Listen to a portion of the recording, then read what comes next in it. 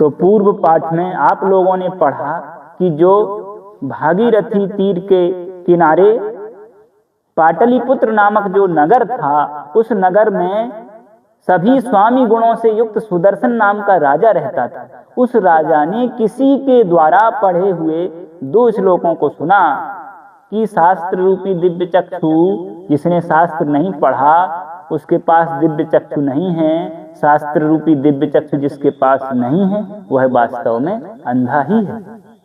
और जिसके पास इन चारों चीजों में से यौवनम, युवावस्था, द्रव्य वैभव, बहुत पैसा, और स्वामित्व, चलावा, और अविवेकता, इन चारों में से यदि एक भी चीज है किसी के पास तो वह उस व्यक्ति का अनर्थ होना ही है। तो उसका अनर्थ हो सकता है, अनर्थ होने की संभावना। लेकिन जिसके पास ये चारों ही है तो उसका तो अनर्थ होना ही होना है। इस तरह 2 श्लोकों को सुना तो इत्याकर्ण आत्मनः पुत्रान शास्त्र विमुखान नित्य उन्मार्ग गामिनः। तो इति आकर्ण, आकर्ण का अर्थ होता है श्रुत्वा, सुन करके, आकर्ण में ल्यप प्रत्यय है।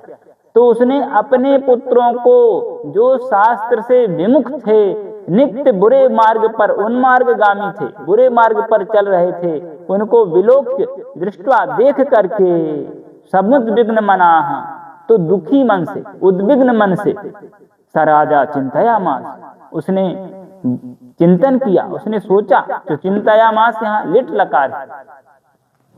क्या सोचा? कोरथः पुत्रेण जातेन यो न विद्वान् न धार्मिकः कथंचित् सोदरभराः किन्न सूकर शावकाः। कोरथः पुत्रेण जातेन यो न विद्वान् न धार्मिकः कथंचित् सोदरभराः किन्न सूकर शावकाः। तो इस श्लोक में यह है कि जो विद्या धर्म विवर्जित पुत्रम है ना, जो है, जो ऐसे पुत्र हैं जिनको विद्या नहीं आती, जो 32 विद्याओं के भेद हैं शुक्र नीति के अनुसार, उनमें से कोई भी विद्या नहीं आती, और जिसको जो है धर्म ज्ञान भी नहीं है, तो ऐसे पुत्र की निंदा की गई है। और आज के समय में तो धार्मिक शिक्षा तो कोई भी अपने पुत्रों को देता ही नहीं है। केवल उदर पूर्ति के लिए शिक्षा दी जाती है कि आप सबसे अधिक पैसा कैसे कमा सकते हैं, डॉक्टर बनके, इंजीनियर बनके, तो इस तरह सिखाया जाता है। तो ऐसे पुत्रों की जो है यहाँ निंदा की गई है जो विद्या और धर्म से विवर्जित हैं, कि यह न विद्वान न धार्मिक। तो जो न विद्वान है न धार्मिक है, तो ऐसे जाते न पुत्रेण का अर्थ, ऐसे उत्पन्न हुए पुत्र से क्या प्रयोजन है।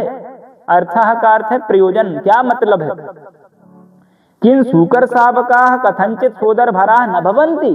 क्या सुअर के बच्चे जो होते हैं, शावकाः कहते हैं बच्चों को, शिशवः, क्या सुअर के बच्चे किसी तरह अपना पेट नहीं भरते क्या? वह भी अपना भोजन कहीं ना कहीं खोज ही लेते हैं।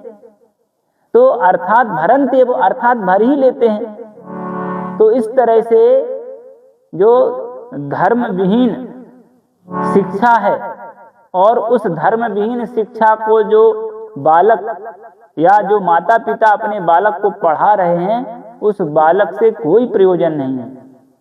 वो धर्म को जानता ही नहीं है, शास्त्रों के सिद्धांत को जानता नहीं है, तो वो क्या जानेगा कि हमारा जो है क्या कर्तव्य है, हम किस वर्ण के हैं, हमारा उस वर्ण सापेक्ष क्या जो है हमारा कर्तव्य है।